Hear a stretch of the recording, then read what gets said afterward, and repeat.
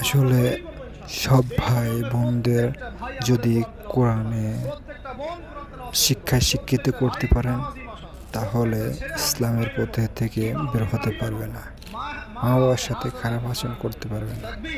এজন্য ইসলামী আদর্শই সুশিক্ষিত করুন, তাহলে আপনার পক্ষেও ভালো, দিনের কাজও করতে পারলো এবং জান্নাতও কামিয়াবি করতে পারলো, যেটার জন্য দুনিয়াবি আশা আল্লাহর মন রক্ষা করলেই জান্নাত।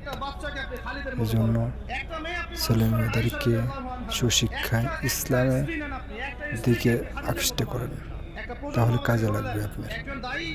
একজন বক্তা, একজন আলেম, 10 জন আলেম, একটা সরকার কিচ্ছু করতে পারবে না যতক্ষণ না আপনারা পরিবর্তন হচ্ছেন। আপনাদেরকে পরিবর্তন হতে হবে। আমি এখানে জোরে গলায় কথা বলে গরম গরম বক্তব্য দিয়েও কিছু করতে পারবো না। আপনাদের